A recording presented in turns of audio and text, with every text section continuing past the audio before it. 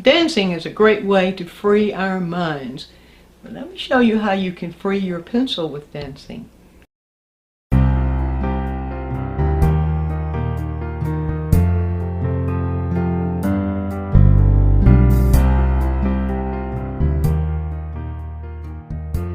Over all my years of teaching, one of the things I hear so much from students, especially those that are just learning to draw, or those that maybe have been painting for years and still feel uncomfortable with drawing, is that when they start to draw, they freeze up.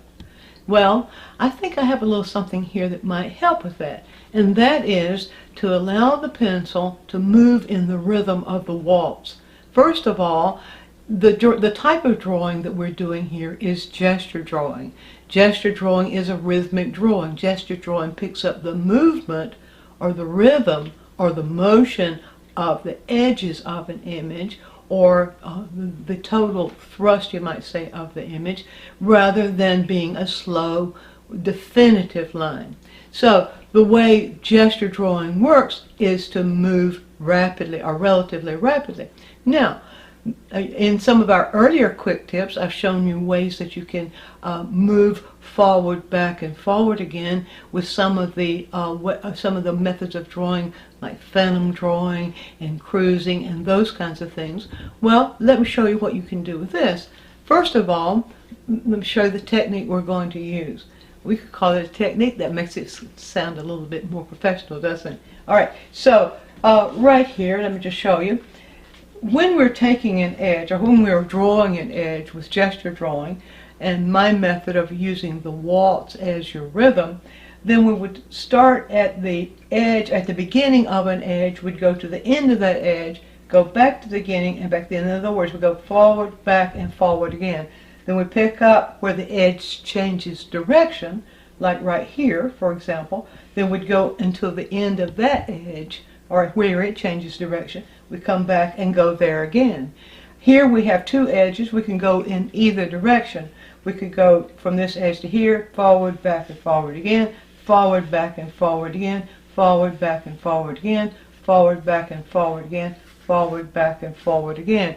We can move around any image like that and change or stop the movement where the edge stops. In the case of a circle, we don't really have a circle in this image, but in case of a circle, you might go halfway around a circle, or I should say a sphere, something like a ball, basketball, or something like that.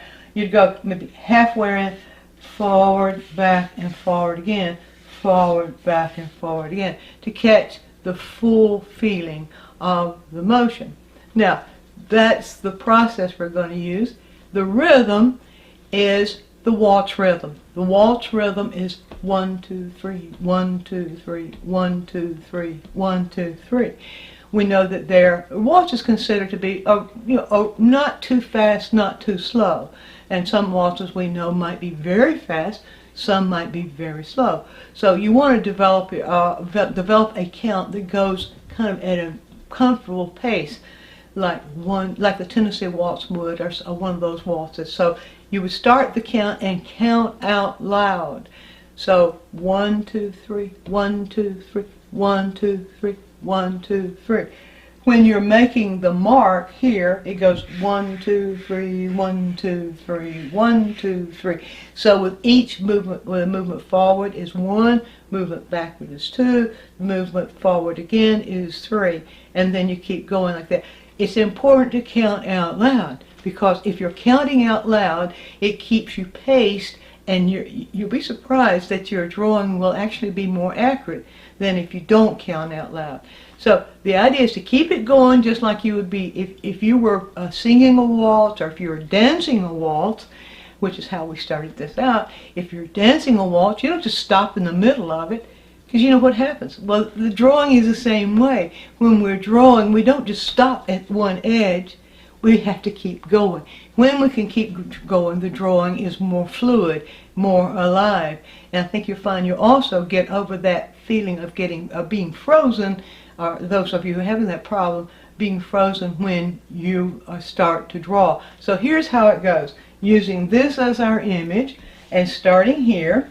So I would go 1, 2, 3, 1, 2, 3, 1, 2, 3, 1, 2, 3, 1, 2, 3, 1, 2, 3, 1, 2, 3, 1, 2, 3, 1, 2, 3, and so on.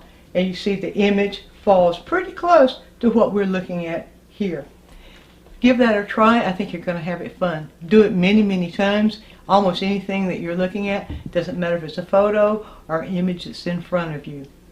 And if you found this quick tip helpful, why not explore our full-length instructional videos at DianneMize.com. We've got numerous downloads and DVDs to select from, so give it a try.